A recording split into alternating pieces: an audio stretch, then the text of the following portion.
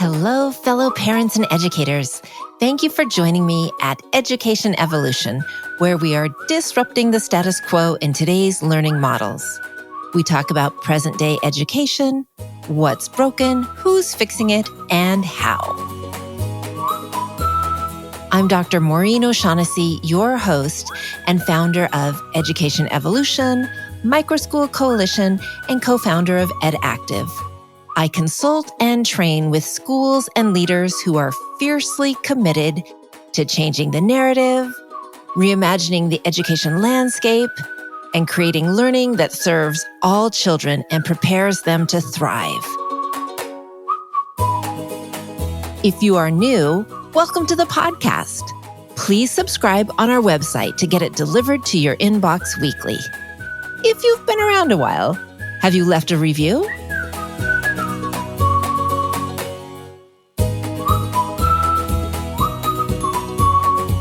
Hi, Deanne. It is so good to have you on Education Evolution.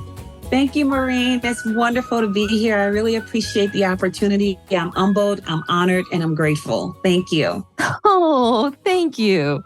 And listeners, today I'm chatting with Deanne Elaine Crosby, and she has a series of picture books that are cross-generational. They're called Seniors Sign 2, empowering older adults with an alternative voice promoting healthy aging after hearing loss. And Dan, I love that you're looking at learning as lifelong and as something that doesn't have to be one age group.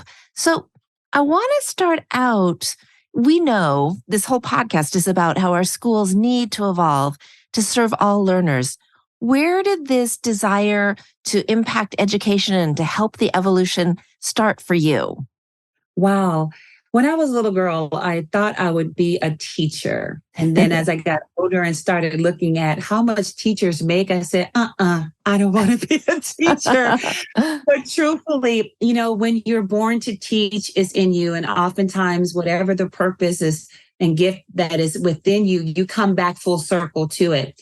And so I actually came back door to teaching in the sense that I started teaching sign language through song, using music as a community activity enrichment program in the state of Maryland. And I realized that, wow, this was great. When I moved back here to California, I didn't quite know how I would navigate things because things seemed to be a little bit different than how things operated on the East Coast. And I ended up going to a job fair for the California Charter School Association. And it was at that event that I was actually hired as the first American Sign Language teacher to teach an ASL class for the California Charter School Association. And so my community program came into the formal classroom setting, which it was initially an informal classroom setting in community centers, et cetera. Mm-hmm. And so I came back door to teaching. And when I fell in love with it, I go, wow, okay, I've landed where I'm supposed to be. And therefore, my teaching career launched from there with going to school and getting going back to school for a credential in the single subject area of American Sign Language and English. I'm a dual credential teacher now. Wow, impressive. And I think you're right. If we are wired for something, some way or another, our gifts are going to be called. And you responded. And it sounds like teaching wasn't where you stopped it. So tell us what you've created. Well, I actually I'm the founder also of a nonprofit called Sign With Me Incorporated. And we advocate for equal communication access for individuals who are deaf and hard of hearing. So in doing that, we also raise the awareness to American Sign Language, obviously through teaching. And so you have those that are interested in learning, and you have those who benefit from us learning and providing services. And so we actually begin teaching sign language in the community, as I mentioned earlier. But then when I started to develop my skill, then I was able to offer interpreting Mm. services. And then I go, wow, there's so many needs out there in the deaf community. And then we started producing accessible media products that were able to allow for our deaf community to have access, making sure there's caption, making sure we're including deaf representation, et cetera. And so now we've pivoted to our Senior Sign 2 book series, where now we're reaching the aging adult population that is being impacted greatly by hearing loss. That is so powerful. I love that you have created your own Sign With Me Incorporated, and that as you see needs, you keep responding. You're so responsive. And I do think too, we sometimes just say, okay, as you get older, just deal with it. Your body's going to start to slow down, deal with it, or use something, take more pills, plug stuff in your ears. Right. Yeah. And what you're suggesting is, or learn a new skill and have a new way to communicate that doesn't rely on your hearing. And to me, that's a really healthy choice. And sometimes we don't offer seniors ways to improve their life and to keep learning. Right. When you consider the fact that, gosh, we have over 7 billion people in the world. And I believe I read a report in about 2023, there's about 366 plus million people in the United States.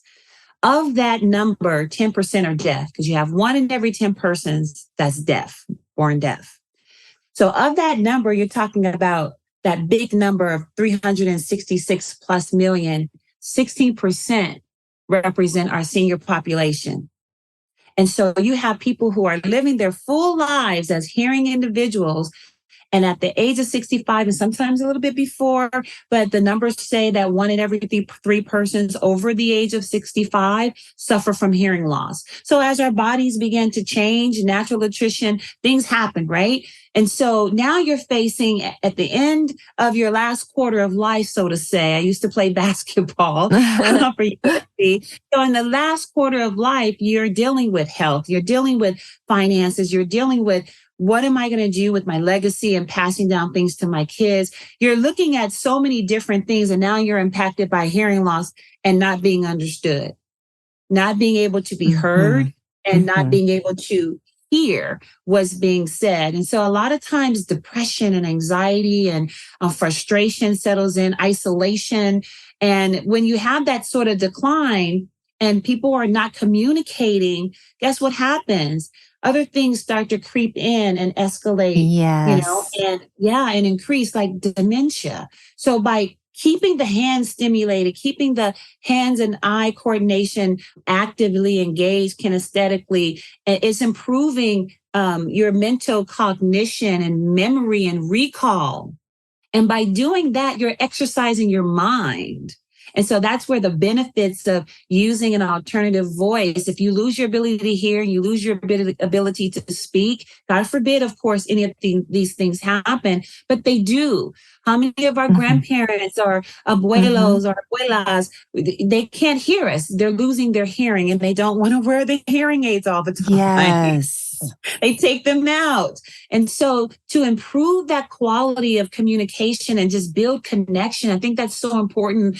The key word here is connection and allowing for communication to continue. I envision seeing our grandchildren being able to sign, our children love to teach us things, and our sons and daughters like you and I who have parents who are at that age, 65 and above, and being able to encourage them and motivate them to learn just basic vocabulary that's specific to their day-to-day reality. And then what about their CNAs and their therapists and those that work with them on a day-to-day basis? We're building a community around them that supports them and motivates them to want to communicate.